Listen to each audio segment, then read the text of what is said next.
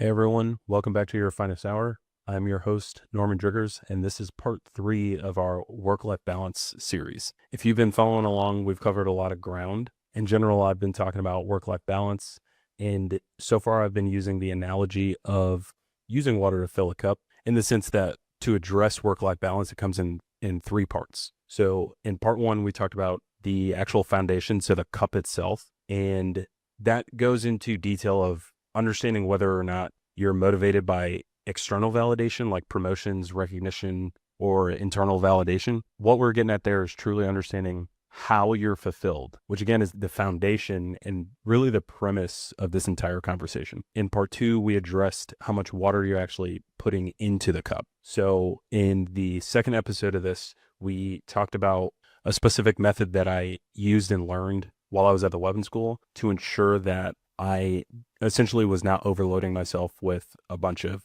menial tasks. I used Google Calendar to do so. And what that allowed me to do was to be able to visually see what was possible in a week. Every week has 168 hours. And as we all understand, time is very finite. So being able to display all this information helped my decision making and allowing me to understand what trade-offs need to be made based on what mattered to me most at the time. If you haven't listened to those episodes, they are Work-Life Balance series part 1 and part 2. They give phenomenal context to what we're going to get ready to talk about today, which, to continue along the analogy, we're going to hit on the quality of water that goes in your cup. Or as an off analogy term, you can call this stress management. The analogy makes sense because if you have a strong cup filled with the right amount of water and it's not grossly discolored, the likelihood of you continuing to drink from that cup is generally pretty high. And if you didn't already know this, stress is ultimately what's burning you out. And I'm willing to bet you already knew that. So this episode is just a really good reminder on how to reduce stress when you can.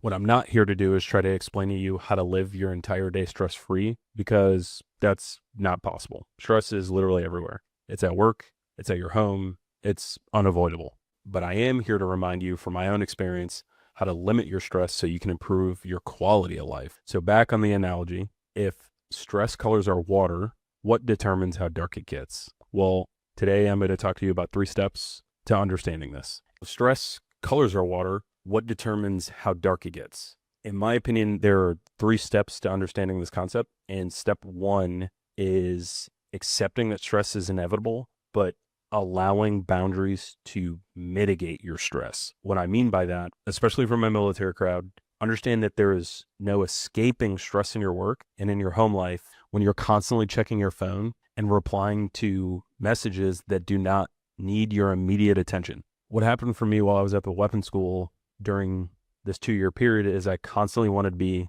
the guy. I allowed my credibility, my personal credibility, be tied to how reliable and available I was. Unfortunately, I thought that being reliable meant that I needed to be available all the time. So if someone had a question in our group chat, I needed to find the answer. And if someone didn't reply within 2 hours, like if the question wasn't directly tagged at one specific person, I would stop whatever I was doing so I could go find the answer and report back. This meant people from work were texting me when I was with my friends because I was overly reliable with them. I set a bad expectation that made it so I was always on. I know a bunch of you who understand this concept. Essentially what I did was I removed the separation between work stress and life stress. And it all just blended into one constant state of high stress because I was constantly available. And for those that know me really well, I'm not a kiss ass, so that's not why I was doing it. I was just trying to be helpful. And while being helpful is admirable, this didn't help my time management or my ability to prioritize my rest time or any of the tasks outside of work that allowed me to refill my cup. I was adding unnecessary stress by refusing to set boundaries around my reliability. That all changed when I found out about Do Not Disturb. Now, I'm pretty psychotic when it comes to notifications on my phone because if I see it, I will use it, touch it, address it, whatever. And I recognize that that is just part of my personality. And so I started using Do Not Disturb. Now, for specific people like the commander, the director of operations, those things are a little bit different because typically they won't reach out to you unless it's time sensitive. And if they do, you could have a conversation with them about it, but you're in the military, so you just kind of like got to figure that one out. But for everybody else, I'll see it when I get to it. A contract that I set for myself was in the morning when I was ready and recharged is the idea.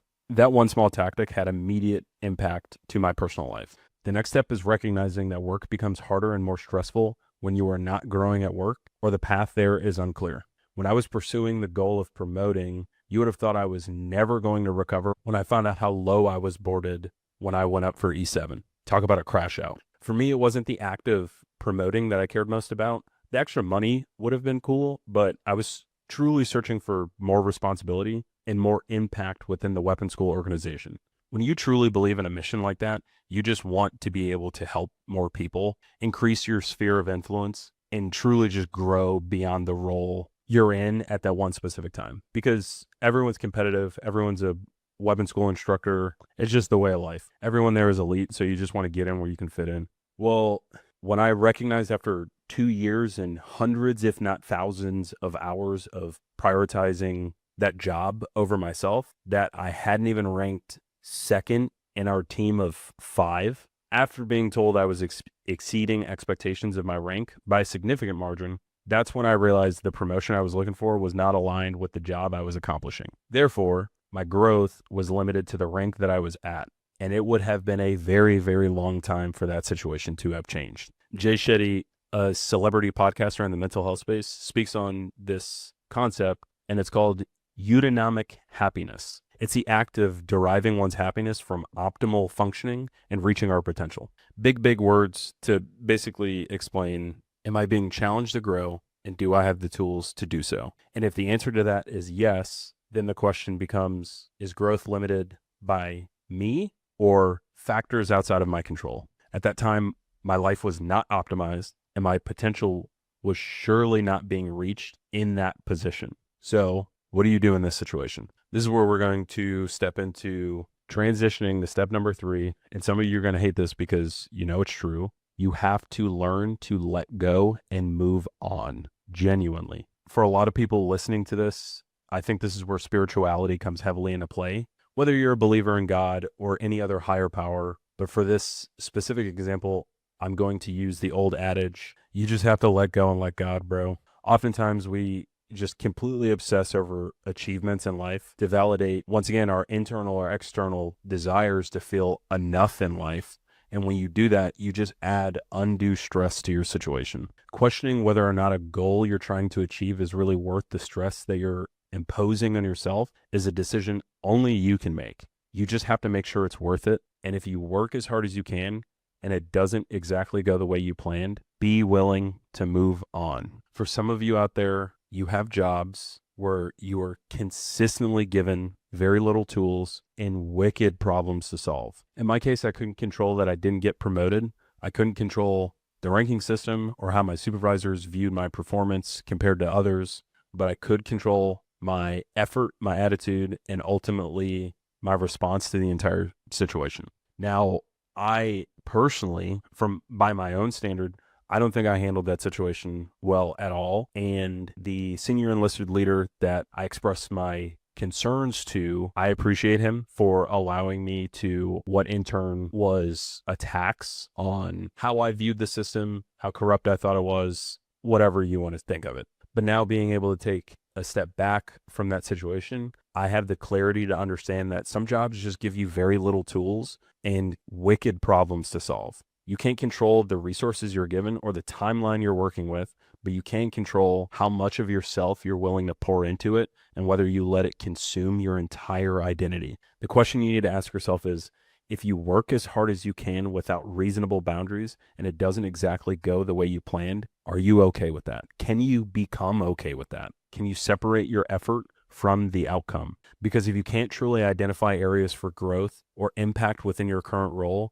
you're burning yourself out chasing metrics you can't control. At that point, what does your life become? Are you really going to miss dinner or connecting with your friends because you're stressed out about something that may be completely outside of your influence or control? Probably not. Not when I put it that way. Now, I've spent about an hour talking this topic over, and I understand that your lives can't be filled with roses and sunflowers constantly. There's work that needs to be done, But the message I want to reiterate here is to look inward at why you're working so hard. Ask yourself if you can manage your time more effectively to give back to you. And think about how we can make the work or goals we're trying to accomplish fulfilling enough that the work is justifiable to call it life. Think about that last one. When you're laying on a bed 50 years from now, thinking back on your experience, can you justify the trade-offs you're making today? If the answer is yes, press and go swiftly. If you hesitate or say no, think about your life values and what they really mean to you. And as always, feel free to reach out to me. I'd like to hear what you think about your life, your hobbies, the series, anything you want to talk about. As this is the end of the episode and the series, I want to thank you for your time, as always, and I hope to see you next time. See you!